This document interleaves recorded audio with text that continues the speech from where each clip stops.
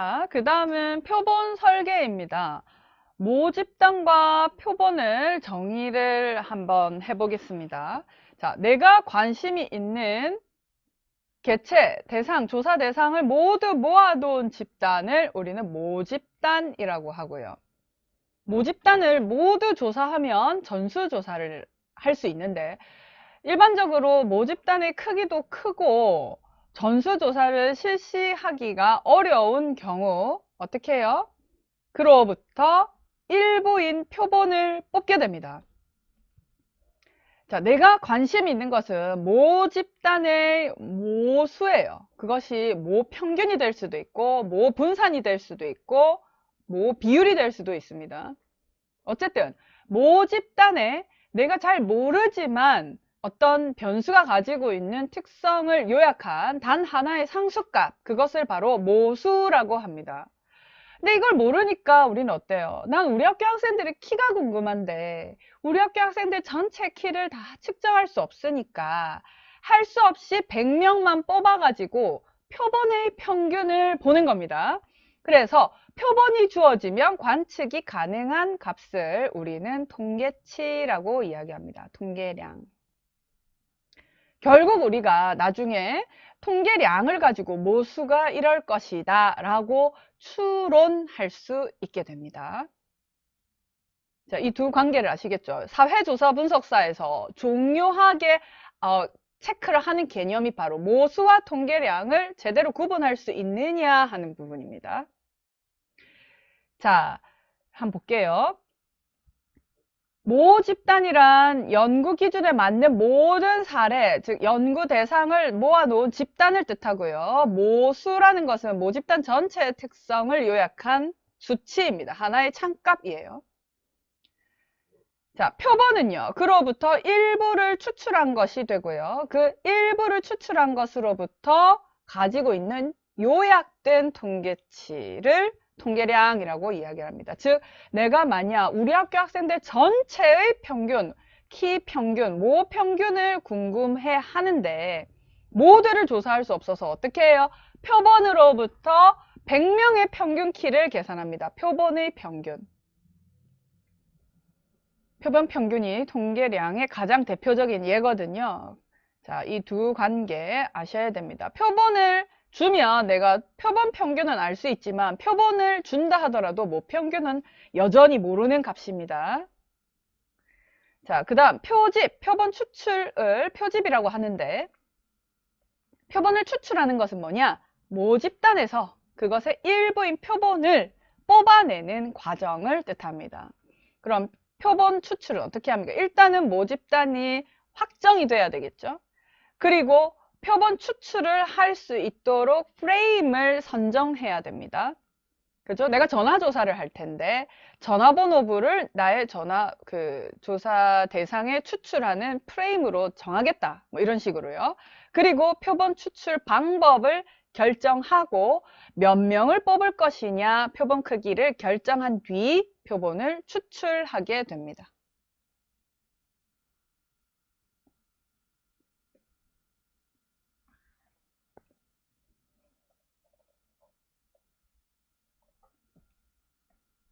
자, 그 다음에 표집. 표집은 전체 모집단에서 표본을 뽑아내는 과정이라고 했습니다. 그래서 내가 모집단에 1000명 있는데 표본으로 500명만 뽑았다 이러면 표집률은 50%가 됩니다. 자, 표집은 모집단을 잘 대표할 수 있어야 되겠죠. 그것이 무엇입니까? 표본으로부터 얻은 결과를 가지고 일반화시킬 수 있을 것인가?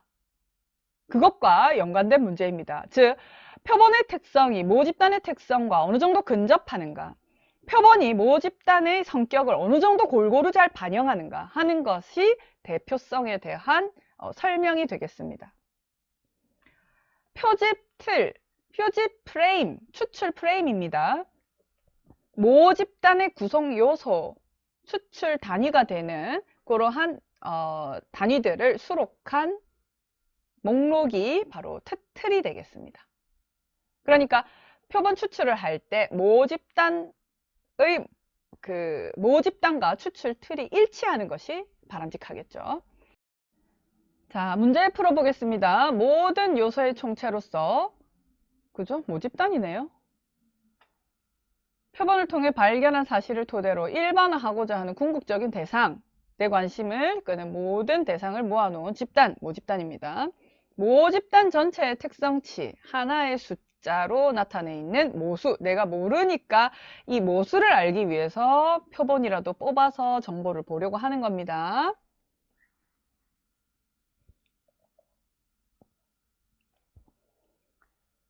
자, 대규모 모집단의 특성을 기술하기에 유용한 방법은 뭡니까? 표본조사죠. 대규모 모집단을 보기 위해서는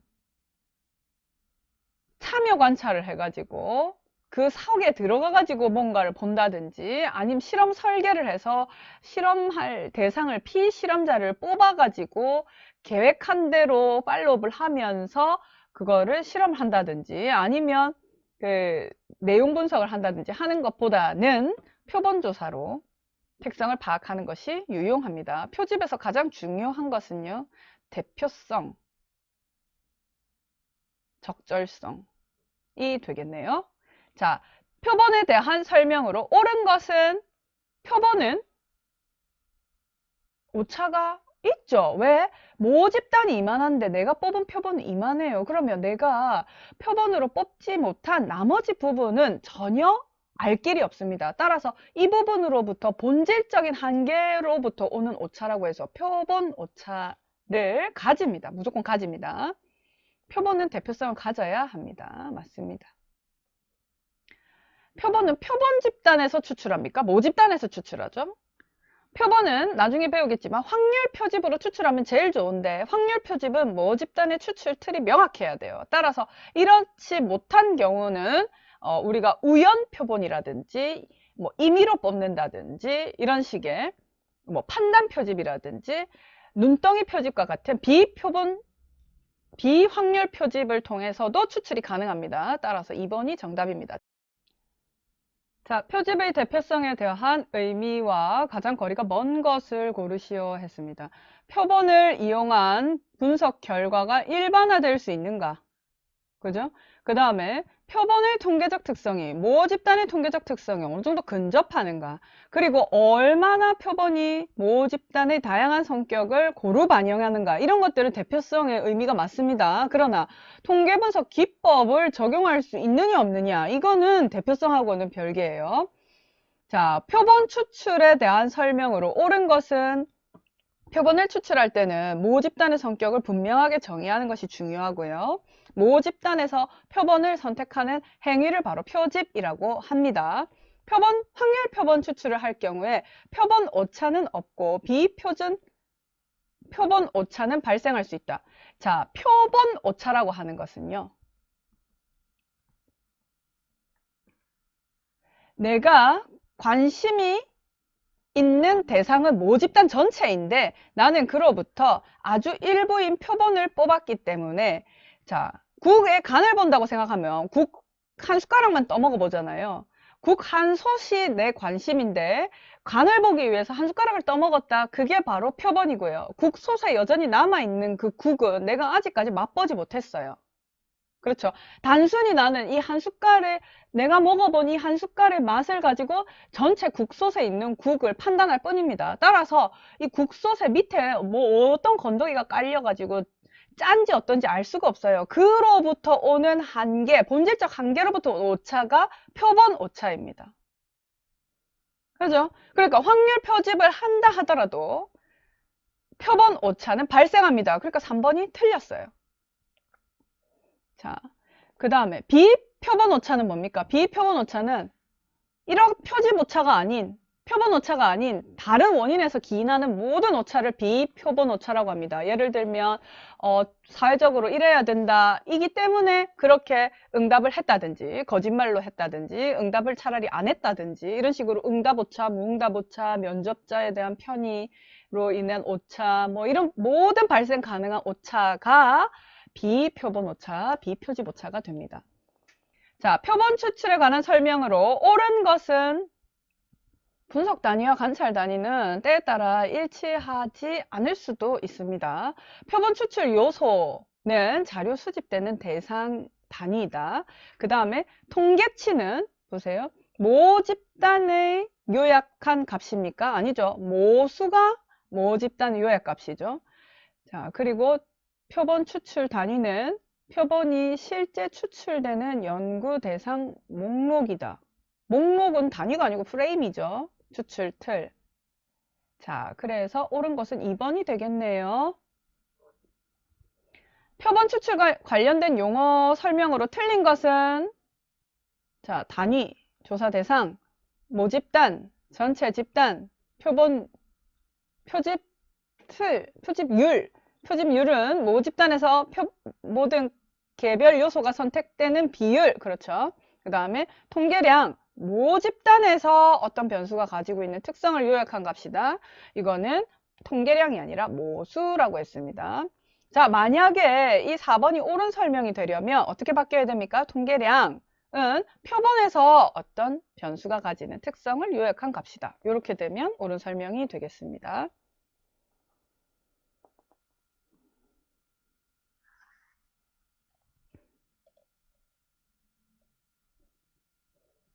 자, 이번에는요. 표본 추출과 관련된 용어로 설명이 틀린 것은 이랬어요. 모집단 내 변수의 값은 모수입니다. 이 문제 사회조사 분석사가 매우 중요하게 생각하고 좋아하는 문제라는 걸 알 수가 있습니다. 자, 그 다음에 표본 추출법에 관한 설명으로 가장 거리가 먼 것은 표본 추출은요, 모집단의 정보를 파악하는 데 목적이 있습니다. 그렇죠?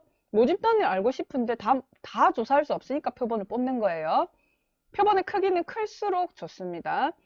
표본 추출은 시간과 비용을 절약하기 위한 것입니다. 그렇죠? 그리고 모집단을 대표할 수 있도록 대표성이 중요합니다. 자, 표본의 크기는 클수록 좋다. 이 설명이 가장 거리가 먼 설명이 되겠습니다. 사실은 크면 좋은데 표본의 크기는 내가 원하는 효과 크기를 입증하기에 적절하기만 하면 됩니다. 그래서 비용과 시간과 노력을 잘 따져서 표본의 크기는 적당하게 뽑아주는 것이 좋습니다. 바람직합니다. 왜? 표본은요. 표본 너무 크게 뽑으면 표본 오차는 줄일 수 있지만 비표본 오차는 더 늘어납니다. 그렇죠? 무응답 오차라든지 응답 오차라든 것이 일어날 가능성이 더 올라가기 때문에 적절한 크기의 표본을 뽑아주시는 것이 좋고요. 표집과 관련된 용어에 대한 설명으로 틀린 것은 자, 모수는 표본에서 어떤 변수가 가지고 있는 특성을 요약한 통계치다. 이거 아니죠. 모집단에서 이렇게 돼야 되죠. 그래서 1번이 틀린 설명입니다. 즉 모수와 통계량을 구분만 할 줄 알아도 우리가 많은 문제가 해결이 된다는 거 알 수 있습니다. 자, 표집 비율, 추출률이란 모집단 크기에 대비 표본 크기가 얼마나 큰가 하는 것이죠. 그래서 1000명 중 500명 뽑았다 그러면 50%라고 했습니다.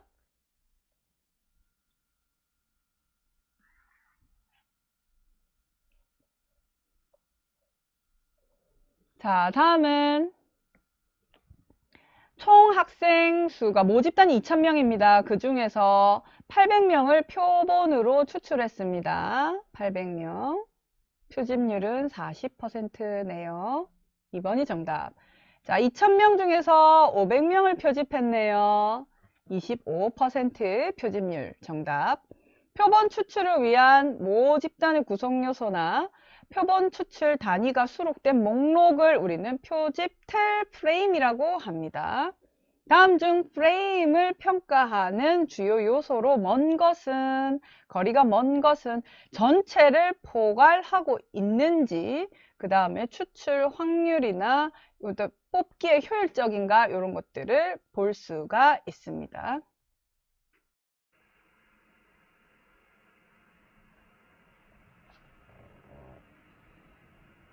자, 이번에는 20번 문제 보겠습니다.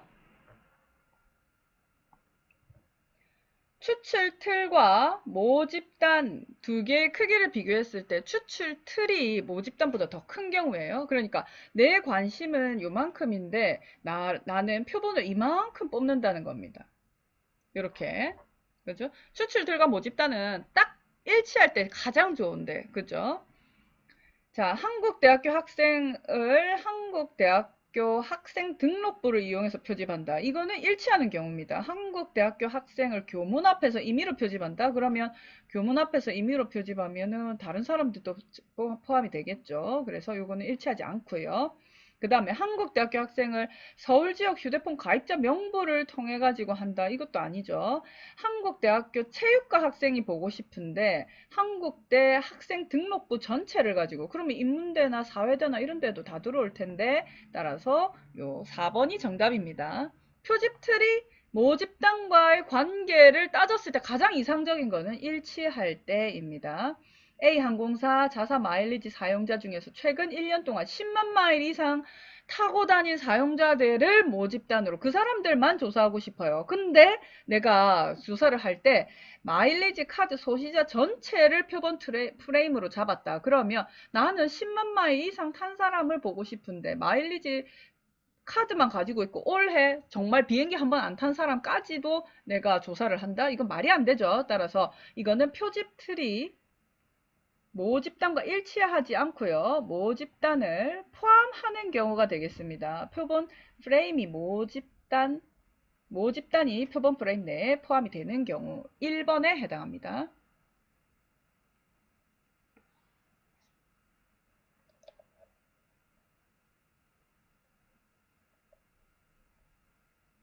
자, 이번에는 표본 추출의 이점 한번 볼게요. 표본 추출. 표본을 추출하면 뭐가 좋아요? 표본 오차는 발생할 수 있지만 비표집 오차는 좀 줄어들 수 있습니다. 자, 전수조사를 모집단 전체를 다 조사하는 것이 전수조사인데, 그쵸? 모수를 알기 위해서 내가 전수조사를 해볼 수가 있습니다. 그쵸? 어떤 전구를 생산하는 공장에서, 자동차를 생산하는 공장에서 우리 제품이 수명이라든지 안정성을 평가하기 위해서 모든 생산된 제품을 다 실험을 해버렸다. 그럼 팔 게 없잖아요. 그래서 이런 경우 전수조사 자체가 아예 구조적으로 불가능하고, 또 내가 유권자 전체를 조사하고 싶은데 유권자 전체를 조사하기 위해서 따라다니면서 석 달, 뭐 넉 달 이렇게 조사를 합니다. 그러면 석 달 전에 내 마음과 유권자의 마음과 석 달 이후에는 마음이 또 달라질 수 있어요. 그래서 사실은 전수조사를 한다 해도 비표집 오차가 너무 많이 개입이 되기 때문에 잘 대표성을 띈 표본을 조사를 하는 것이 바람직합니다. 자, 1호부터 일부인 표본을 뽑는 거예요. 그러면 우리는 표본 조사를 한다. 이렇게 되고요. 이렇게 잠깐만요. 여기가 지금 표본 조사를 한다 이렇게 하고요. 모집단에서 표본을 뽑아내는 이 과정 있죠. 이거를 표본 추출 혹은 표집이라고 이야기를 합니다. 조금 전에 말씀드린 대로 모집단은 표집을 할 때 표집의 틀, 프레임과 일치하는 것이 가장 좋습니다. 이렇게 표본을 뽑고 나면요. 뭐가 좋냐? 비용과 시간이 당연히 절약되고요. 조사 과정을 통제할 수 있어서 비표진 오차를 줄일 수 있고요. 단시간 내 많은 정보를 광범위한 주제에 대해서 광범위한 지역에 대한 연구를 다 할 수가 있다는 장점이 있습니다. 그러나 어때요? 대표성이 결여될 수 있고 표본 설계가 복잡할 경우에 시간과 노력이 낭비될 수도 있고요. 그쵸?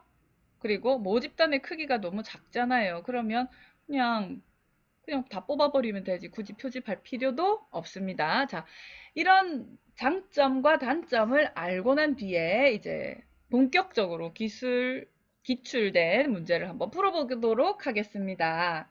전수조사와 비교한 표본조사의 특징입니다. 즉, 전수조사 비교해서 표본조사가 어떤 특징을 가집니까? 이렇게 했어요.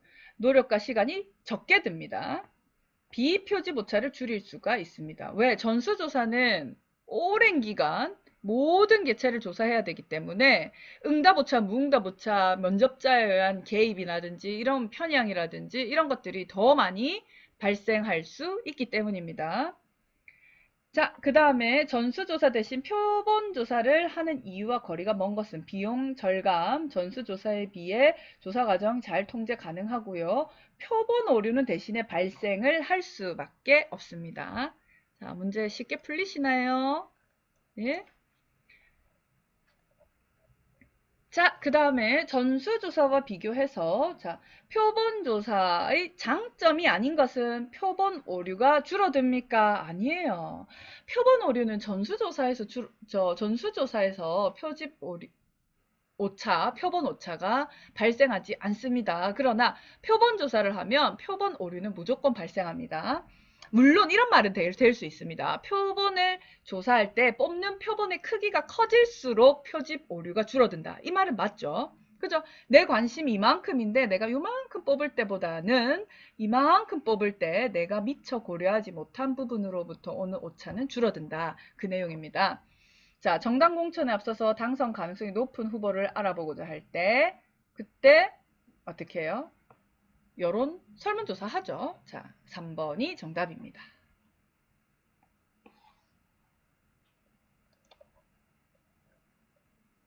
자, 이번에는 표본 추출 방법에 대해서 살펴보겠습니다. 표본 추출 방법은요, 확률 표집과 비확률 표집으로 나뉩니다. 확률 표집은요, 확률 표집과 비확률 표집으로 나뉩니다. 확률 표집은 연구 대상인 모집단의 구성 단위가 표본으로 추출될 가능성을 알고 있고 모두 동일할 때입니다. 그래서 표집 오차 추정이 가능합니다. 조사자의 주관성은 들어가지 않고요. 개입되지 않고요. 표본의 구성 요소를 추출하기 위해서 어떤 방법, 무작위적인 방법을 사용합니다. 가장 대표적인 것이 단순 무작위 표집입니다. 자, 나는 추출된 표본을 이용해서 통계치를 가지고 모수를 추정할 수가 있습니다. 표본의 크기가 커지며 대표성을 띠고요. 그리고 일반화도 시킬 수가 있습니다. 시간과 비용이 비확률 표집에 비해서 설계하는 데 있어서 많이 드는 것이 사실입니다. 자, 확률 표집의 종류에는 단순 무작위 표집, 층화 표집, 체계적 표집 또는 계통 표집, 그리고 군집 혹은 짐락 표집이 해당합니다. 비확률 표집은요, 표본으로 추출될 확률이 알려져 있지 않습니다. 모집단의 프레임을 확보하기가 어렵습니다. 따라서 모집단 구성 요소가 표본으로 선정될 확률이 동일하지 않고요. 표집 오류도 파악하기가 어렵습니다. 일반적으로 대표성을 확보하기는 어렵고, 그러나 비용과 시간이 적게 들기 때문에 모집단을 확정할 수 없을 때 우리는 사회조사에서 많이 사용됩니다. 자, 이러한 비확률 표집은 편의 표집 혹은 우연 표집, 판단 표집 혹은 유의 표집 혹은 의도적 표집, 할당 표집, 눈덩이 표집이 바로 비확률 표집에 해당합니다.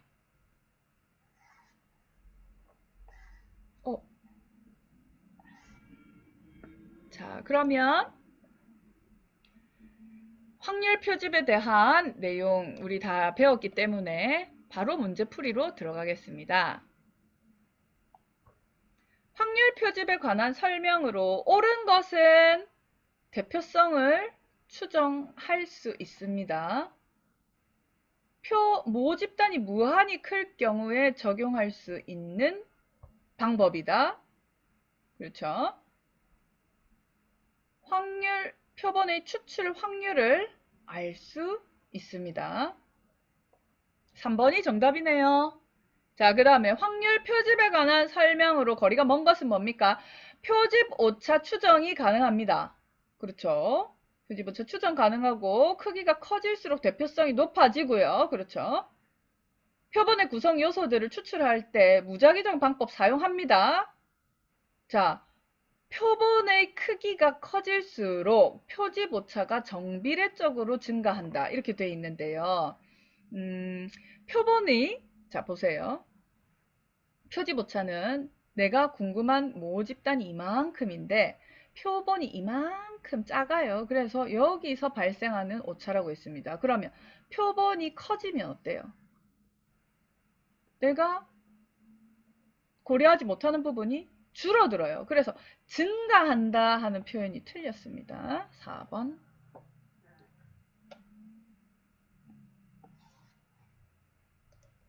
자, 다음 중 확률 표집으로 이루어진 것은 군집 표집, 체계적 표집, 승화 표집, 단순 무작위 표집. 따라서 기역, 니은, 미음, 시읒. 4번이 답입니다. 확률 표집에 해당하는 것은 단순 무작위 표집입니다. 나머지는 비확률 표집입니다. 자, 다음 표집 방법 중에 성격이 다른 하나는 이거예요. 자, 4번. 지금 4번과 5번이 같은 문제입니다. 4번은 확률 표집입니다. 지금 뭐예요? 표본의 그 모집단의 각 구성 요소가 표본으로 뽑힐 가능성이 동일한 표집입니다. 그러나 나머지는요, 비확률 표집입니다. 표본 오차를 계산하기 어렵고, 모집단의 확정도 어렵고, 따라서 표본 오차도 계산이 불가한, 그러나 시간과 비용이 절약되기 때문에 사회과학에서 사회연구를 설계할 때 많이 사용되는 기법들입니다. 확률 표집이 아닌 것은 판단 표집이죠. 연구자가 판단해서 주관이 개입된다. 그것은 확률 표집이 아닙니다. 자, 그 다음으로 넘어가 볼까요? 확률 표집에 해당하지 않는 것은 할당 표집이죠. 층화 표집과 비슷한 개념이지만 층을 나누어서 그 안에서 다시 무작위로 추출하는 것이 아니라는 점에서 할당 표집은 확률 표집에 해당하지 않습니다. 틀린 것은 확률 표집에 대한 설명으로 틀린 것은 확률 표집의 기본은 단순 무작위 표집이다. 그렇습니다. 확률 표집에 할당 표집도 있다. 이건 아니에요. 4번이 틀린 설명입니다. 확률 표집에 대한 설명으로 틀린 것은 어때요? 문제가 비슷하죠? 지금 8번, 9번 비슷한데 확률 표집에 할당 표집이 있다 하는 것은 답이 아닙니다. 즉, 지금 우리 사회조사 분석사 문제에서 7번, 8번, 9번 하나같이 하는 소리가 뭐예요? 할당 표집은 확률 표집이 아니라는 것을 알아야 이 세 문제가 자동으로 풀리게 되겠습니다. 자, 다음은 단순 무작위 표본 추출입니다. 단순 무작위 표본 추출은 가장 기본적인 확률 추출 방법입니다. 난수표를 이용해서 표본 추출 대상에 어떤 조작도 가하지 않고 그냥 추출을 하는 방법입니다. 따라서 모든 요소가 독립적이고 추출될 가능성이 동일합니다. 그러니까 당연히 모집단을 잘 대표할 수 있겠죠. 그리고 사전에 어떤 모집단의 성격에 대해서 잘 모르더라도 상관없습니다. 그죠? 그러나 조사자가 모집단에 대해서 많은 정보를 갖고 있음에도 불구하고 이걸 활용할 수가 없고요. 또 일반적으로는 많은 표본이 필요하고 적절한 표집 틀을 현실에서는 확보하기가 매우 어렵습니다. 자, 문제 풀어보겠습니다. 단순 무작위 표집에 대한 설명으로 틀린 것은 연구자는 사전 지식을 바탕으로 표본 집단을 선정할 수 없습니다. 난수표를 바탕으로 설정하셔야 됩니다. 그 다음 단순 무작위 표본 추출에 대한 설명으로 옳지 않은 것은 난수표를 이용한다. 맞습니다. 모집단을 가장 잘 대표하는 표집 방법이다. 우리가 확률 표집은요. 단순 무작위 표집이 있고요. 층화 표집이 있고요. 그 다음에 군집 표집이 있고요. 계통 표집이 있습니다. 나중에 하나하나씩 배우겠는데 이 중에서 군집 표집이 가장 잘 대표하는 표집 방법으로 알려져 있습니다. 따라서 2번이 정답입니다. 자, 모든 조사 단위가 표본으로 뽑힐 가능성, 기회가 동일하고요. 구성 요소를 정확히 파악해서 명부를 작성해야 하는데 이것이 좀 어렵다. 이렇게 말씀을 드렸습니다. 자, 그 다음 넘어갈게요. 단순 무작위 표집에 대한 설명으로 틀린 것은 표본이 모집단으로부터 추출되죠. 모든 요소가 동일한 가능성을 갖습니다. 구성 요소가 바로 표집 단위가 되고요. 표집 시 보편적인 방법은 난수표를 활용하는 겁니다. 답은 3번. 단순 무작위 표본 추출법에 대한 설명으로 옳은 것은 했습니다. 표본이 모집단 전체에서 추출되는 거 맞죠? 맞죠? 자, 그 다음에 표본 추출 방법 중에서 표집 오차 추정이 확률적으로 가능한 것은 확률 표집을 골라라 이 말입니다. 따라서 이때는 4번이 정답입니다. 일반적으로 표집 방법들 간의 표집 효과를 계산할 때 준거가 되는 것이 바로 단순 무작위 표집입니다. 자, 단순 무작위 표집을 통해서 자료를 수집하기 어려운 조사 보겠습니다. 신용카드 이용자 하면 신용카드 이용자 하는 모집단을 확보할 수가 있습니다. 조세개혁 제도에 대한 중산층, 중산층을 과연 어떤 사람까지를 중산층이라고 할 것인가? 이것은 좀 모호합니다. 그래서 이런 게 좀 어려울 것 같아요. 그 다음에 고등학생도 준거 틀, 표집 틀이 명확히 있고요. 그 다음에 시험 응시자, 이것도 마찬가지입니다. 답은 2번. 표본 추출에 대한 설명으로 틀린 것은 전수조사에 비해 시간과 비용이 적게 들죠. 분석 단위와 관찰 단위가 때로는 다를 수도 있습니다. 모수는 표본 조사를 통해 얻은 통계량을 바탕으로 추정된다. 맞습니다. 모집자, 단순 무작위 추출 방법은 일련 번호와 함께 표집의 간격이 중요하다. 이거는요, 나중에 배우겠지만 체계적인 표집, 계통 표집에 대한 설명에 해당합니다. 잠깐 설명을 여기서 한번 드려볼까요? 우리가 출구조사 할 때 계통표집을 써요. 예를 들면 투표소를 나온 사람들의 초기에 한 명을 뽑아가지고 예를 들어서 7번째. 자, 그러면 내가 표집의 간격을 K를 10으로 놓고 뽑겠습니다. 그래서 그 다음에 17번째, 그 다음 27번째 이런 식으로 이제 투표를 하고 나오는 사람들을 뽑는 거예요. 그러면 가족이라든지 뭐 친지라든지 가까이 같이 친한 사람들을 위주로 뽑는 것이 아니라 아주 랜덤하게 뽑을 수 있겠죠. 그래서 요거는 계통표집에 대한 설명입니다. 그 다음 단순 무작위 표본 추출에 대한 표본 평균의 분포가 갖는 특징이 아닌 것은 요거는 우리가 좀 통계 쪽을 조금 더 하고 난 뒤에 우리가 설명을 드려야 더 좀 상세히 이해가 되실 텐데, 자, 한번 보겠습니다. 표본 평균의 분포는 모집단 평균을 중심으로 대칭형이다. 보통 우리가 표본 평균 X바는 생각해 봅니다. 표본이 어떻게 뽑히느냐에 따라서 표본 평균은 이렇게도 저렇게도 될 수 있어요. 자, 우리 학교 학생들의 평균 키가 궁금해요. 그런데 내가 어제 100명 뽑은 것과 오늘 100명 뽑은 것의 평균 키는 다르다는 겁니다. 그러나 그 평균은 어떻습니까? 모 평균을 중심으로 모 평균이 정규 분포를 따른다면 좌우 대칭인 종 모양일 것이다. 이렇게 가정할 수 있습니다. 따라서 1번 맞습니다.